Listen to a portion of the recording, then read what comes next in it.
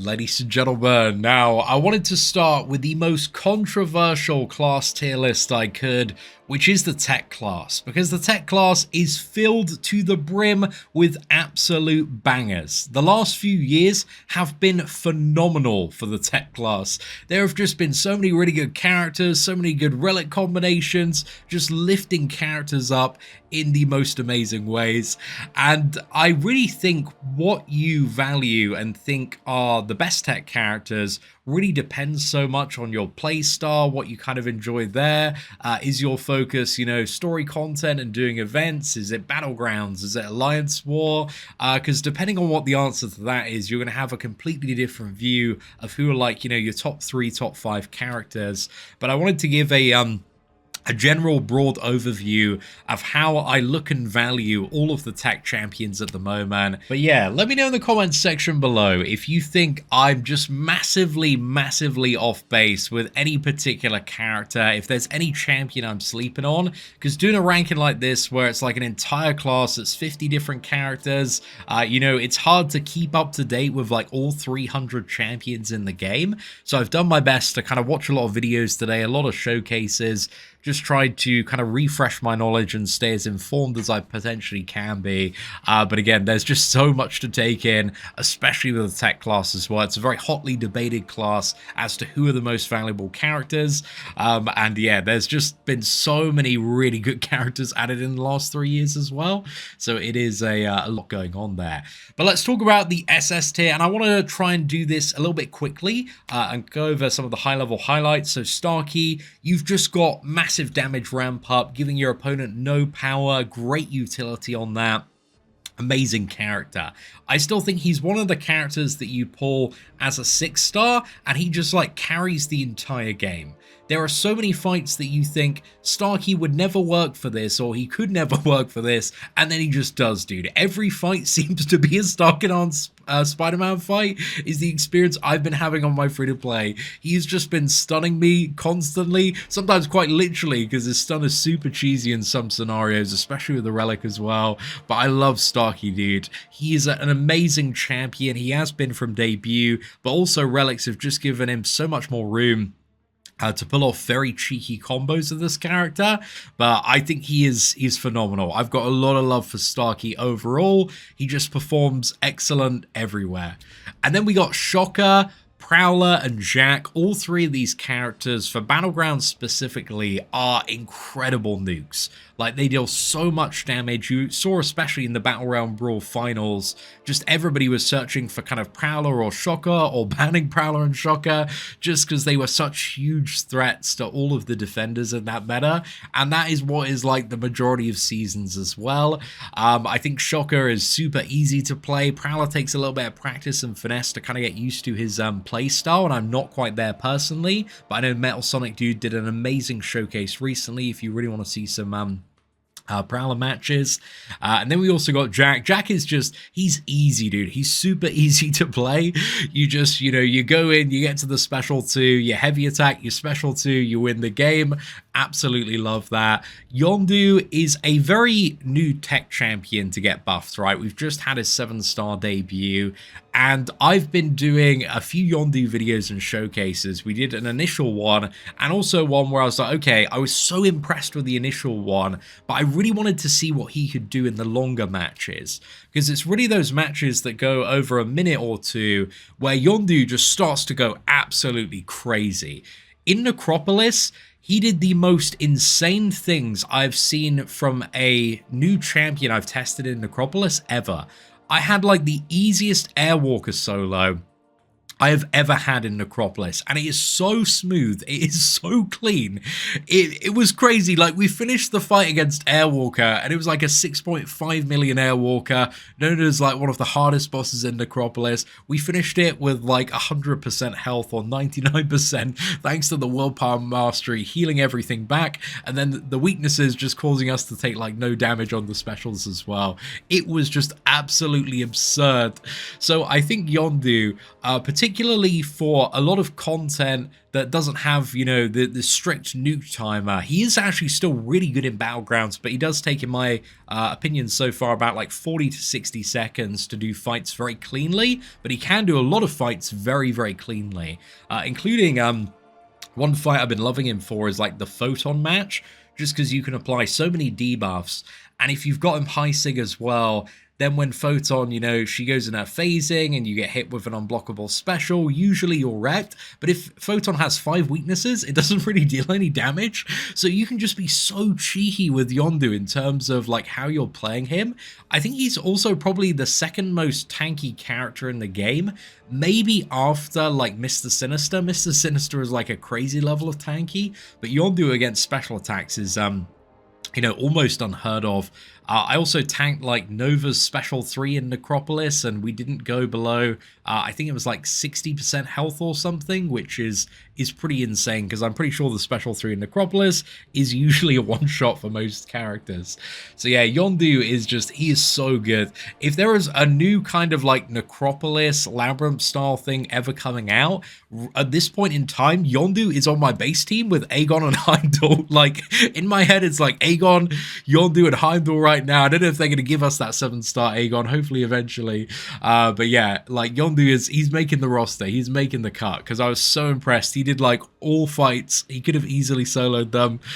So yeah, it was a really, really good time, that run, if you missed the stream on that one. But anyway, that's enough Yondu glazing for now. Let's move on to Bastion. Bastion is a character I've recently been blessed with a lot of SIGs, but Bastion has had so much love specifically from the high-end Alliance War community.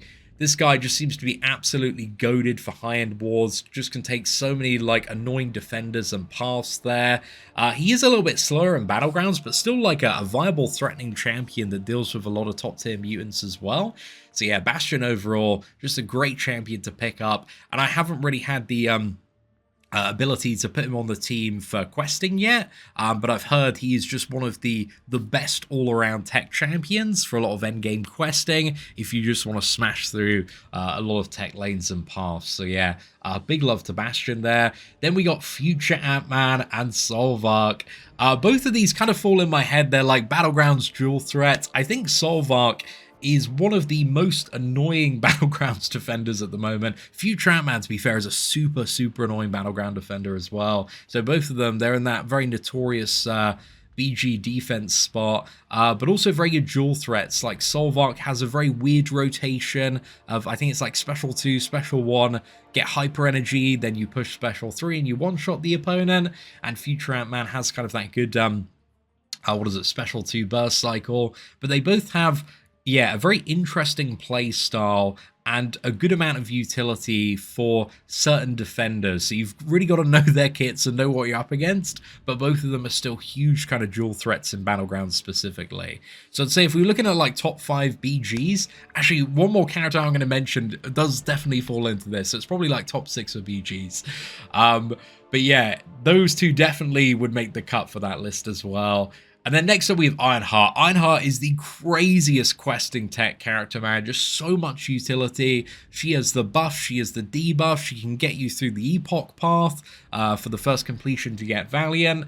And I know Sim loves his 7-star rank for Ironheart and constantly does as many of the new bosses as he can solo with Ironheart without using revives. So yeah, she's just very versatile in terms of the way that you can play this character, and she covers a lot of bases when it comes to her utility and immunities there. So yeah, she's fantastic. And then speaking of Battlegrounds nukes, we got Guardian. Guardian is one of those characters, if you really want to see the performance out of him that the top tier players are kind of raving about, you need that 6-star Hulkbuster relic, and you probably need it at least kind of rank 3 or rank 4. Like rank 3 is really good, but rank 4 just takes it a whole level up as well. Like the rank 4 relics are absolutely huge for some of the Battlecast ones.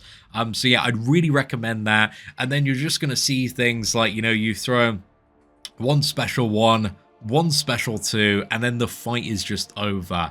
And the better you get at parrying special attacks as well, just the faster you can ramp and do those matches. I know Trap recently had a really good Guardian showcase. I also had a not that good, but sometimes okay Guardian showcase on the channel a couple of weeks back as well. So yeah, there's a few videos out there if you're looking for a bit more on Guardian. But even if you're like not the best player, Guardian with a relic is still incredible, and if you're really, really good, he's just even better.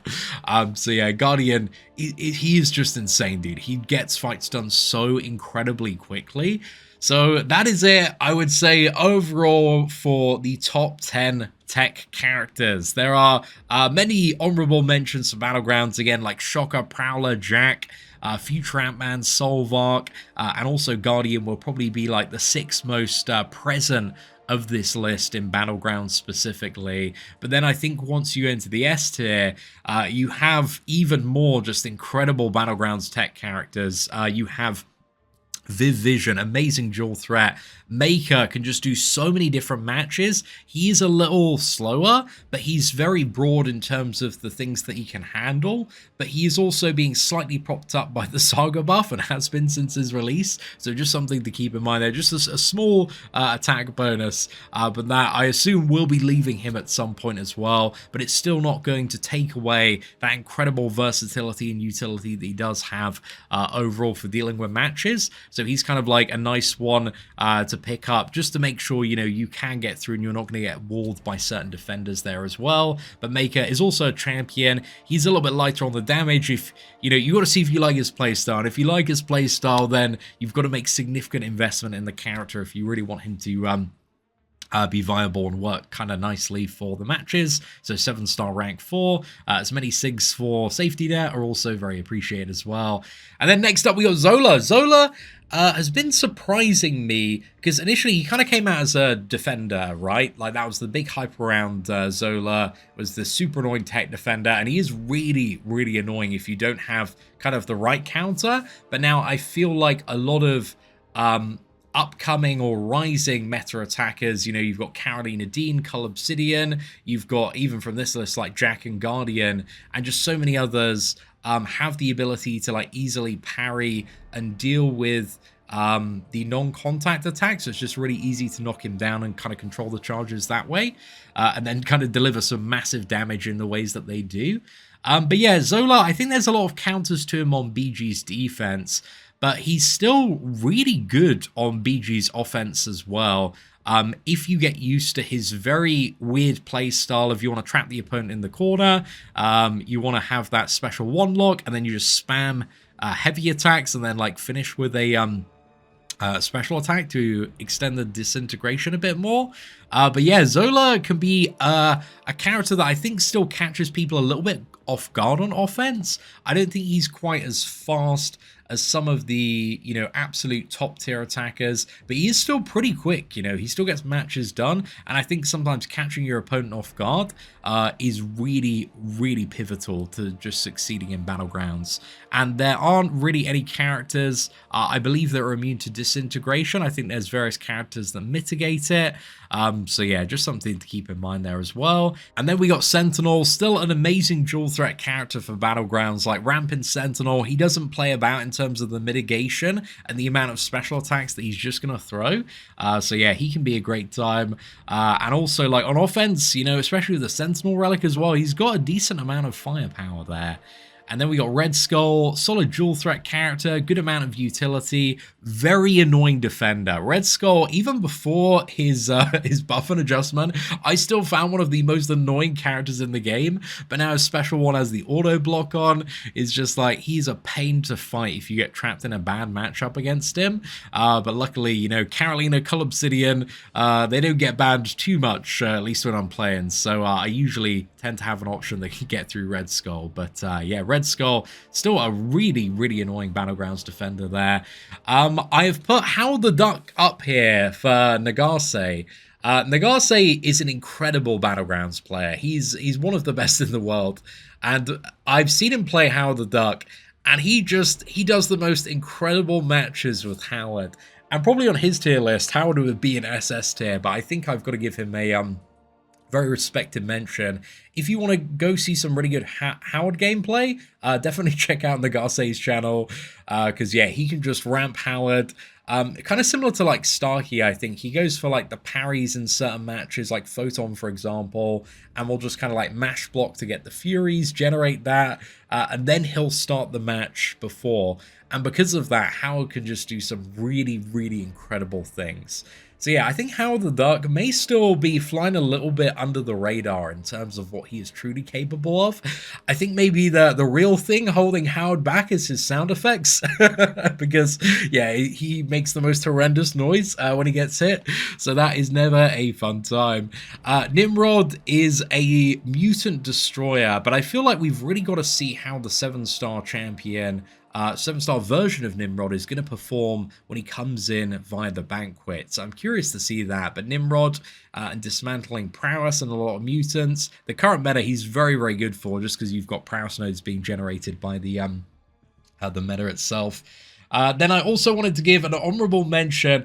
Ghost is a character that I feel like maybe once or twice a year gets a Battlegrounds meta where there's like, okay, there's all of these damaging debuffs, and then Ghost, it was just absolutely amazing for. Maybe she's being a little bit phased out because, you know, she's a 6-star rank 5 ascended and we're going up to 7-star rank 4s and rank 5s. But for a lot of metas, dude, yeah, Ghost caught me off guard. And generally speaking, like, if you did want to run the Quantum Trinity or just play Ghost, she is still that character for a lot of content that can do insane things. But, you know, synergy-based content is very rare in the game nowadays. But Ghost is still Ghost, you know? Like, do not sleep on Ghost too much. If the 7-star version ever does appear, it's going to be a very interesting time. So I hope she does appear in some form at some point. And then we got Penny Parker. Penny Parker is one of my favorite Battlegrounds defenders for people that haven't learned to fight her properly, or just get caught off guard sometimes, man, because Penny it can be very difficult sometimes to like remove her auto block shield. So yeah, I still love Penny Parker, dude. I get so many wins just placing Penny Parker on BG's defense, and she's not bad to play on offense. She's not a terrible character, but not quite like a top tier Tekka attacker, at least in my opinion. But she can do some pretty good things. Like, she's nearly up there in some matchups and scenarios. And then we got Warlock, and I wanted to leave Warlock up here just because I feel like he's the quintessential tech champion that has like all of the core immunities, can counter healing, he's got the armor up buff, he's just, you know, got all of this access to weird tools and utility depending on the matchup that makes him very versatile to play. So yeah, I love Warlock. He's a really good character to pull if you just need that tech character that's going to get you through content. Not quite the absolute #1 BG's character, but yeah, he's still like pretty annoying to face, and also can be useful playing him because that techno-organic virus, I believe, procs off the willpower mastery, so it cancels out the healing and then deals a bit of degeneration as that is rapidly proccing as he generates either like armor break or bleed debuffs. So yeah, I still got a bit of a soft spot for Warlock. And then we got Shuri. Shuri is a character that got a lot of hype around the release of Necropolis because she was so incredible for some of the bigger ramp-up fights. And I remember, I believe it was Karate Mike that was using like Zemo and Shuri team, and it was a pretty goated team, dude. It was very, very strong. So yeah, Shuri works really well in kind of longer content, and she's still not entirely bad in Battleground. She's still a little bit of an annoying defender sometimes. Like, I still struggle a bit against Shuri if I don't have kind of like the perfect counter, because, you know, trying to get the parries against her, she's going invisible. Like, sometimes she can just be like a little bit annoying to fight. But yeah, she's definitely got like that damage ramp up, a good set of utility, but she is just not making the absolute top 10, top 5 cut for the tech class, I believe, really in any form of content. Maybe aside from like long form, you know, I think long form she probably makes the top 5 or top 10 cut. But thinking about like Shuri versus Yondu, I think I'd probably, there might be a scenario actually where in the future I would have a team, if there was no Aegon available, maybe where I'd actually bring both of them, because I feel like they kind of cover different niches. You know, Shuri's non-contact attacks and her ramping shock is a little different from kind of Yondu's like stacking Fury and Rupture. So yeah, just an interesting one to think about. But Shuri, she's still kind of that sleeper character there that needs like the right kind of content to awaken. But we are going to see some more ramping content coming very soon with Colosseum. We're going to see both the Alliance Colosseum and the Solo Colosseum. So Shuri might be a character that gets the opportunity to shine in a game mode like that. But I'm curious to see whether or not that will come to pass there. But still, I think she can be a valuable character to pull. And then amongst the A, B, and C, I feel like we just got still a lot of really good characters, dude. Like, hey, you've got Punisher, amazing power control, Iron Man, still love him for raids. Hulkbuster is my boy. Hulkbuster just has a very risky combo that is incredibly fun to pull off when it is successful, but stand your ground, and also sometimes his heavy attack not quite reaching where you want it to make him a little bit more inconsistent than you may like. A Mega Sentinel, just amazing to have on the roster for, like, you know, those what is it, gauntlet challenges like the Crucible. She can just deal with a lot of bosses and be, you know, kind of a good one to slot in there. Ultron would still be a pretty crazy first like 6-star champion for any account. He's got so much utility, can do a lot of work against many nodes and story bosses there. Arcade, really good dual threat. I feel like Arcade seems like this impossible defender until you essentially learn how to like heavy counter as heavy and like evade the special one but get close in, and then he's quite trivial to deal with. So Arcade, I would say if you're in like the lower tier brackets of Battlegrounds, he can be a very, very strong defender. He's probably up there, but I think a lot of the sweatiest players are so used to fighting Arcade now that he really doesn't get the value on defense, and then he's not the most amazing attacker, but he can still do some pretty good things on offense as well from what I've seen. Then we have infamous Iron Man, still very fun character to play, got a good base kit on him for a lot of like prowess and power control. Doc Ock is still like the power lock goat, dude. There's a reason they are not releasing a 7-star Doc Ock. Yeah, he is so incredibly strong when he can just like lock the opponent out of power gain. But yeah, may not have the damage, dude, but he's got the power control, man. His power control is absolutely phenomenal, and his ability to like leech all of the opponent's power regeneration back is incredibly strong. And then we got Guillotine. Guillotine, kind of similar thing for ramp up content. I really only see Guillotine played by Metal Sonic, dude, but he's a very good Guillotine player, dude. If you put a Guillotine on a new Metal Sonic dude account, dude, stuff is dying. Stuff is dying. Content is getting cleared. She is a phenomenal ramping character for long form content. If you're really, you know, ending every fight perfectly with the special 3 and just getting that ramp up. But yeah, all things can be possible, albeit maybe a little slower to get into with Guillotine 2099. So yeah, she's definitely got a bit of potential there. And then B tier, we've maybe got some characters that might be a little underrated due to their star level. But we've got a character like Nebula, still not available as a 7-star. I love Nebula. Nebula should have been a debut 7-star, at least in my opinion. I know she was a debut 6-star, but I think she would have been amazing at that time. But I think she's just got so much competition now. Even the 7-star debut, I'm not sure if it would help her that much significantly, because I've been playing around with my like 6-star rank 5 ascended, and maybe we need to do a proper Nebula revisit at some point. But Nebula is still really good for a lot of early game stuff, and if you're progressing, but just isn't the best end game character now that there is so much competition in the tech class. It is absurd. Lady Deathstrike can be really good for certain matches. Overall, though, is just very easy on defense and just not the best attacker. Love a bit of Rocket Raccoon. I think he's actually could be underrating him after the buff, because he's got a bit more damage, that's for sure. And then yeah, we just got a lot of other characters down the bottom that, you know, they all have various quirks and utility and matches that they can do and things that they might do in the right scenario, or one of them might be your triggering defender that always just, you know, absolutely wrecks you, like Mysterio, dude. Mysterio, that heavy attack bias, dude, is absolutely unhinged sometimes. So yeah, don't absolutely love that. But yeah, even a lot of these, man, they're still very usable characters. It's really when you get down to like the F tier where you get characters where you're like, These are a little bit tricky to find a good use for, which is like Iron Patriot, Kang, Green Goblin. Kang has the redeeming synergy. I think there was a big synergy given to Iron Patriot as well. Green Goblin, I remember back in the day, I think we tried like 2 or 3 Green Goblin revisits, and like I could just never even make Green Goblin look anything other than a champion that was extremely painful to play. But he has got the Green Goblin relic. I don't really think that fixes anything substantially. So yeah, maybe I'm sleeping on Green Goblin. I do not believe I'm sleeping on Green Goblin though. So we'll see for that one. But yeah, ladies and gentlemen, overall, as of the time of recording this, I think I did kind of the best I could with this tech tier list so far. I think it's a really, really difficult class to rank everything. But yeah, I hope you enjoyed today's video, and if you did, please do smash that like button. That'd be greatly appreciated. Thank you all very much for watching. Take care, and I hope that you have an absolutely fantastic day.